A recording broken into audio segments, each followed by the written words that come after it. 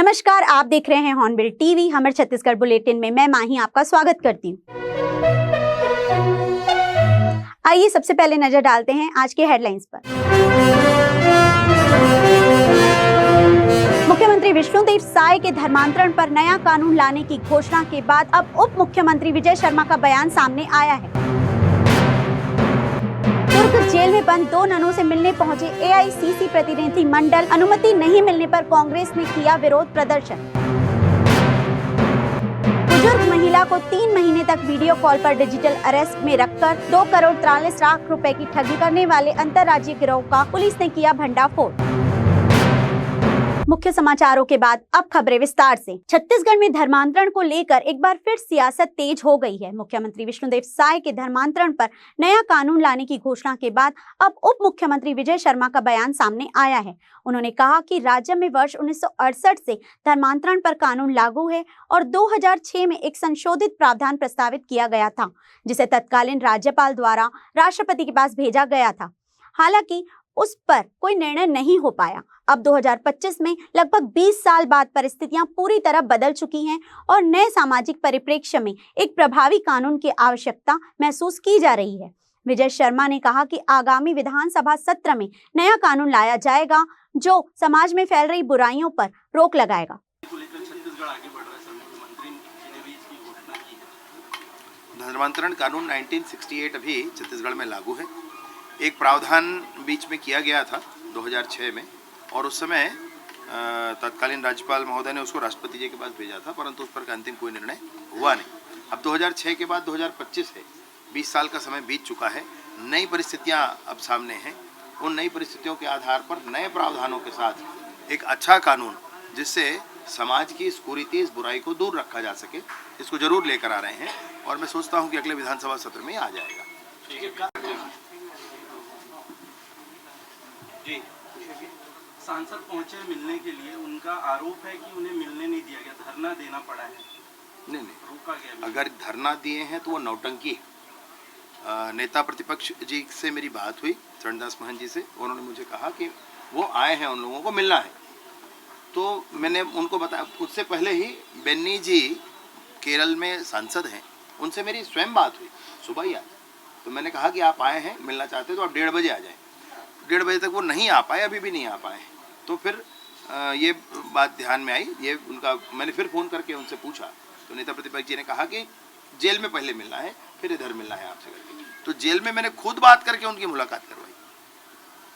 भाई इसमें किसी को मुलाकात करने देना, नहीं करने देना, इसमें कोई रोक रुकावट थोड़ी कर सकता है और करना भी नहीं चाहिए। भाई मैंने खुद बातचीत की, मैंने खुद मुलाकात करवाई।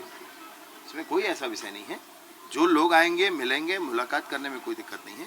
लेकिन हाँ, ये ज़रूर है, कानून अपना काम करेगा।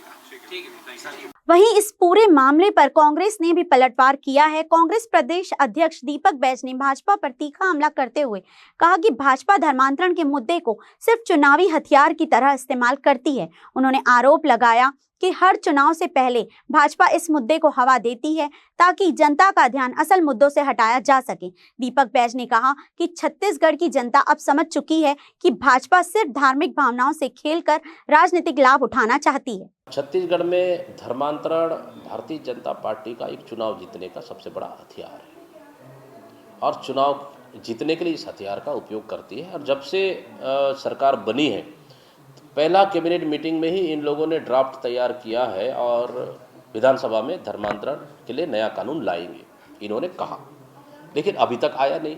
अभी पिछले कुछ महीने पहले ही इन्होंने कहा कि अभी मानसून सत्र में लाएंगे, इसमें भी नहीं आया। अब कह रहे हैं कि अगला सत्र में आएगा। डेट पे डेट बढ़ाते जा रहे। क्यों? क्योंकि भारतीय जनता पार्टी खुद नहीं चाहती है कि धर्मांतरण पे कानून आए और धर्मांतरण पे कठोर कार्रवाई हो और धर्मांतरण पे रोक लगे। क्योंकि धर्मांतरण तो आज तो और धड़ल्ले से चल रहा है।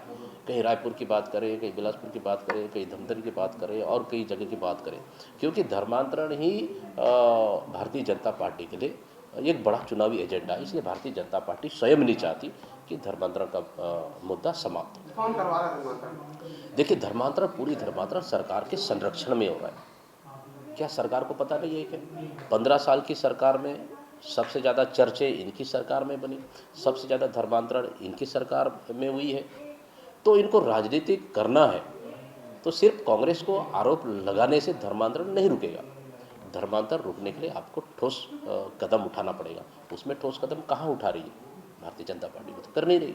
तो कहीं ना कहीं सरकार के संरक्षण में ही ये पूरी तरह से षड्यंत्र रचा जा रहा है। दुर्ग सेंट्रल जेल में कैद 2 ननों से मुलाकात के लिए अखिल भारतीय कांग्रेस कमेटी का एक प्रतिनिधि मंडल मंगलवार को दुर्ग पहुंचा। धर्मांतरण और ह्यूमन ट्रैफिकिंग मामले में गिरफ्तार इन दोनों ननों से मुलाकात की अनुमति पहले नहीं दी गई, जिससे कांग्रेस डेलीगेशन ने विरोध प्रदर्शन किया। बाद में दोपहर 2 बजे के बाद जाकर दोनों सिस्टर से मुलाकात संभव हो सकी। प्रतिनिधि मंडल में लोकसभा सांसद Francis George, NK Premachandran, Saptagiri Shankar Ulaka, Benny बिहानन, Congress प्रभारी सचिव जरीता लेथ फलांग और एक केरल विधायक शामिल थे। प्रतिनिधियों ने कहा कि जेल प्रशासन ने पहले उन्हें 12:30 से 1 बजे का समय दिया था, लेकिन बीजेपी डेलीगेशन की मौजूदगी के चलते उन्हें रोक दिया गया। विरोध के बाद पूर्व मुख्यमंत्री भूपेश बघेल खुद जेल पहुंचे और प्रदर्शन के बाद मुलाकात की अनुमति दी गई। डेलीगेशन ने बताया कि दोनों नन के ऊपर ह्यूमन ट्रैफिकिंग और धर्मांतरण के 2 केस दर्ज हैं।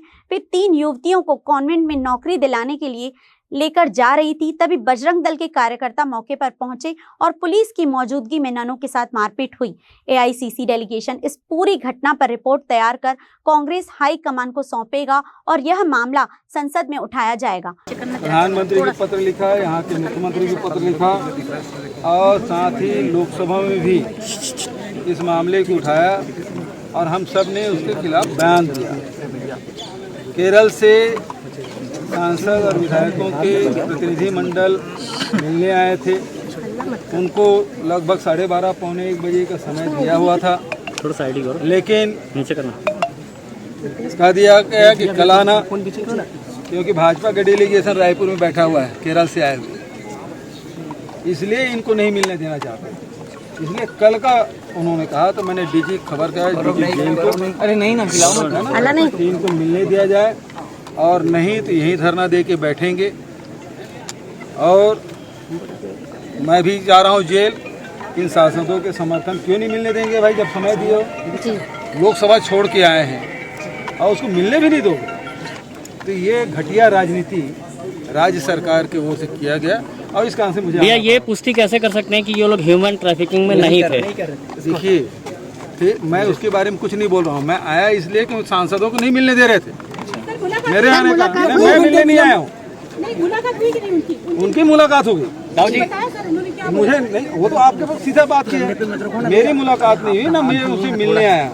मुझे जब जानकारी ये मिली कि हमारे सांसद जो आए हैं लोकसभा छोड़ के और उनको मिलने नहीं दिया जा रहा है, जबकि समय दिया हुआ था, पहले से समय लिए थे और उसके बाद भी नहीं मिलने दे रहे हैं, ये तो गलत बात है। और इसलिए क्योंकि हमारे अपने जिले का मामला है, इसलिए मैं खुद आया।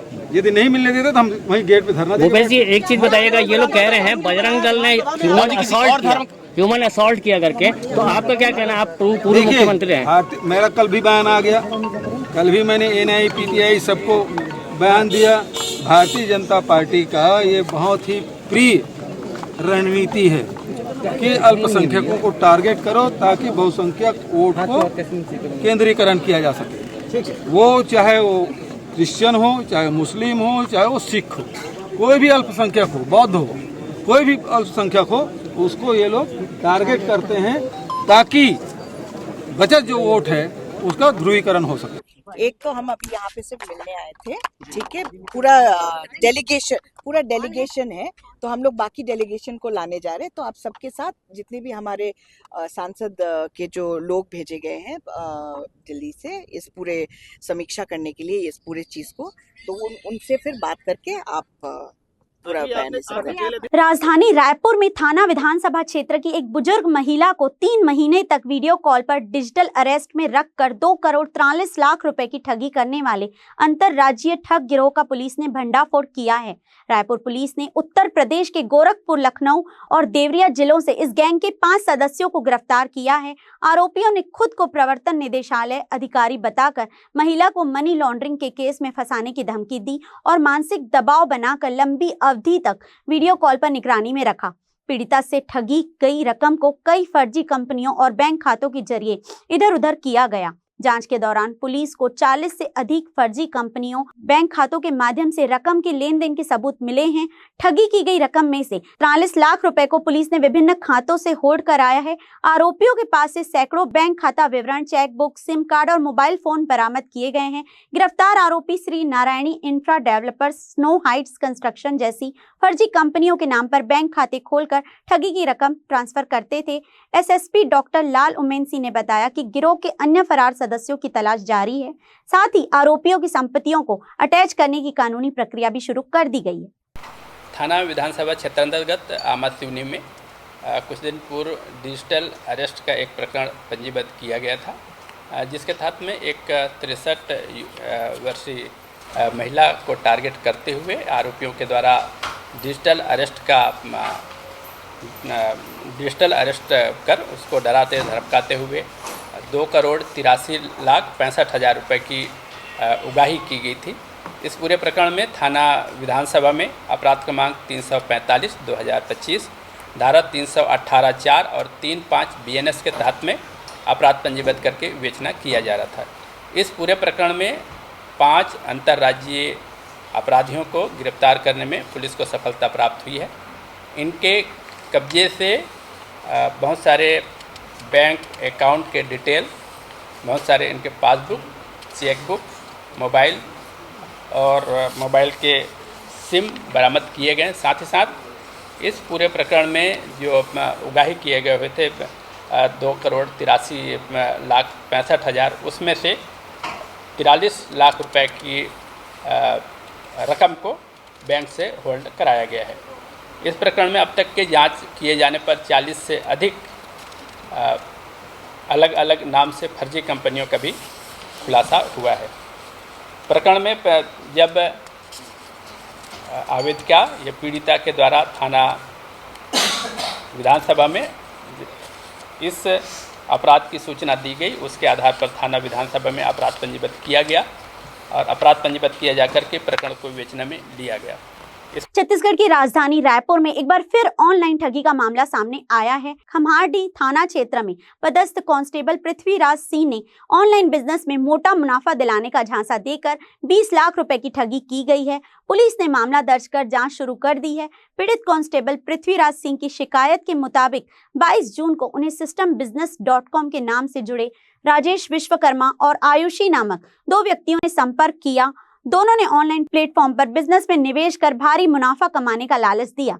ठगों के झांसे में आकर कांस्टेबल ने धीरे धीरे कुल 20 लाख रुपए ऑनलाइन ट्रांसफर कर दिए। शुरुआत में उसे मुनाफा दिखाया गया, जिससे वह खुश होकर और निवेश करता गया। लेकिन जब कांस्टेबल ने अपनी कमाई निकालने की कोशिश की तो ठगों ने अकाउंट वेरिफिकेशन के नाम पर और 13 लाख रुपए की मांग की। यहाँ से कांस्टेबल को शक हुआ और उसने अपने पैसे मांगे, परंतु ठगों ने रुपए लौटाने से इनकार कर दिया। घटना के बाद कांस्टेबल ने खम्हारडीह थाने में शिकायत दर्ज कराई। रायपुर ग्रामीण के एएसपी कीर्तन राठौर ने बताया कि आरोपियों के खिलाफ आईपीसी की संबंधित धाराओं के तहत अपराध दर्ज कर लिया गया है। पुलिस डिजिटल ट्रांजैक्शन और मोबाइल नंबर के आधार पर आरोपियों की तलाश कर रही है।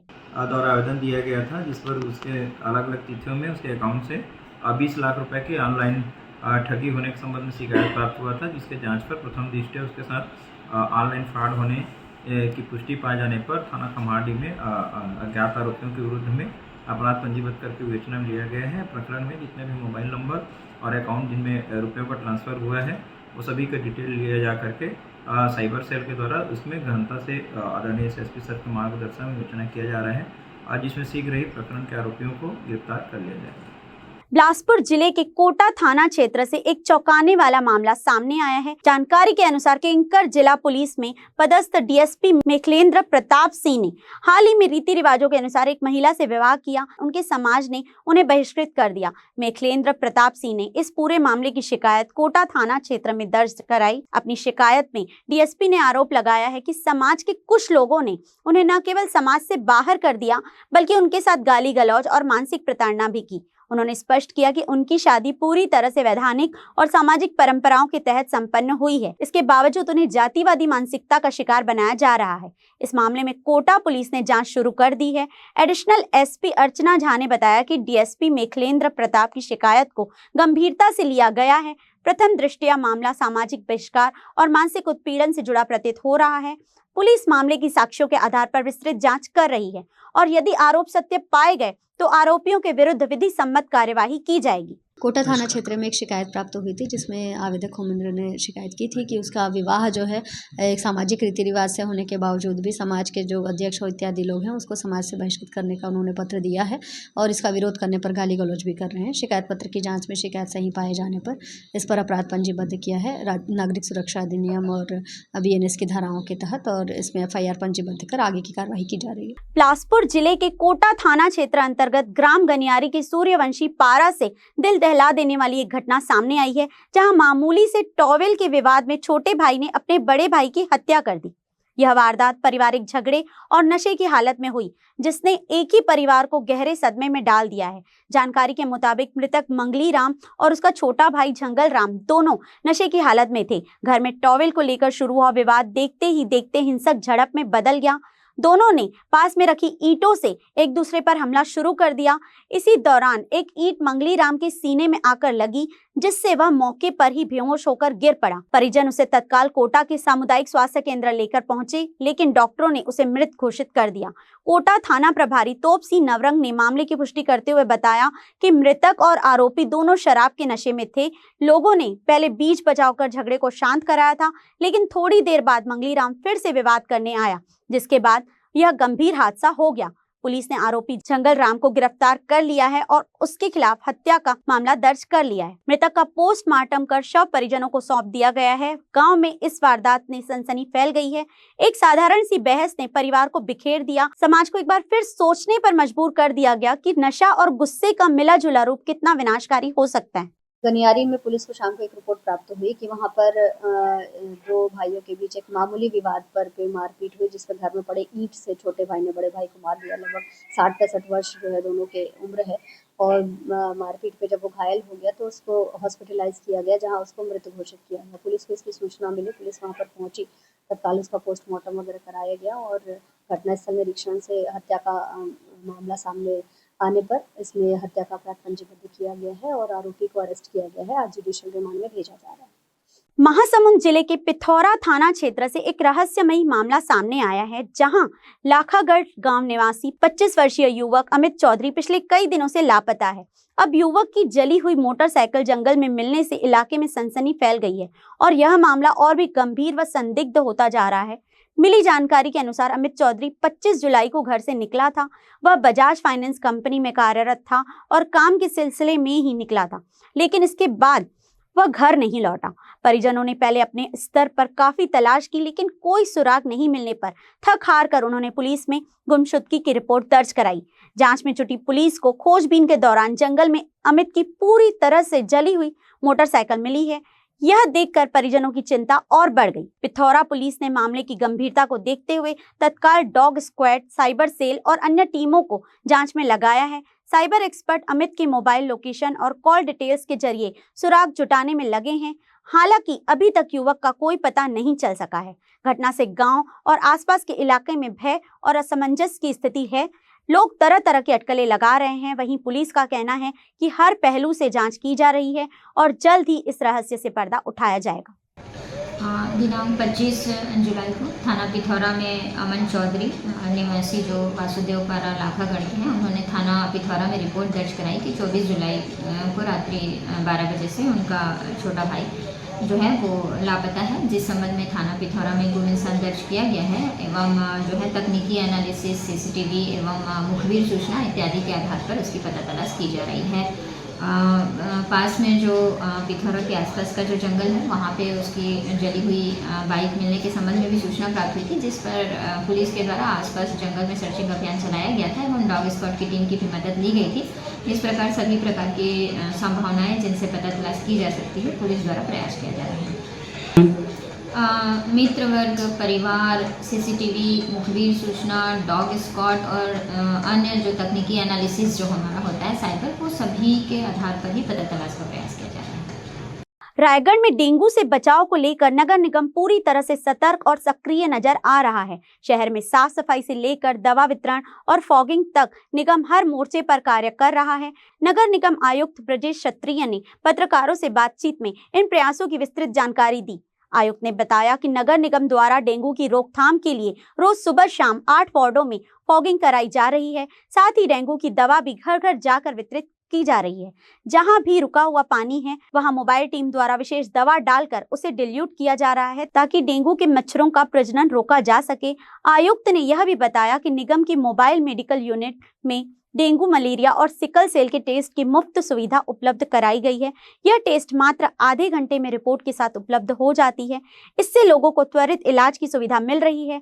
साफ सफाई पर विशेष जोर देते हुए आयुक्त ने बताया कि जहां जहां जल भराव की समस्या थी वहां मशीनों की सहायता से सफाई कराई गई है।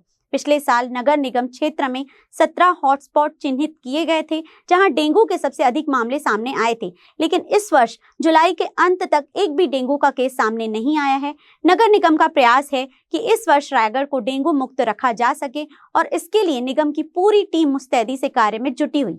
अभी कंटिन्यू हमारे द्वारा सुबह और शाम 8 वार्डों की फॉगिंग कराई जा रही है। टेमीफ्लू जो दवा है उसका भी वितरण कराया जा रहा है। साथ में रुके हुए स्टील वाटर के लिए भी हम लोग मोबाइल डाल के उसको डाइल्यूट कर रहे हैं ताकि डेंगू की कोई प्रॉब्लम ना आए। इसके अतिरिक्त हम लोग अपने MMU जो हमारा चलता है 2 दाई दादा क्लिनिक और बाकी के जो गाड़ियां हैं उसमें डेंगू, मलेरिया, सिकल सेल तीनों का भी हमने टेस्ट की सुविधा रखी जिसमें आधे घंटे में वो आपको रिपोर्ट इतला कर दे रहे हैं। कंटिन्यू साफ सफाई चल रही है और जहाँ पर भी इस तरीके की जल भराव वाली जगह है उसको भी हमने किया है। पिछले वर्ष के 17 जो हॉट स्पॉट की जगह है उसको भी आइडेंटिफाई किया है। अभी तक के जुलाई में जो लास्ट ईयर केसेस थे करीब 170 के करीब केसेस थे। इस बार अभी तक के एक भी केस नहीं आया है और हम लोग कोशिश कर रहे हैं कि किसी तरीके का केस ना आए। आज के बुलेटिन में बस इतना ही। मुझे दीजिए इजाजत। देखते रहिए हॉर्नबिल टीवी।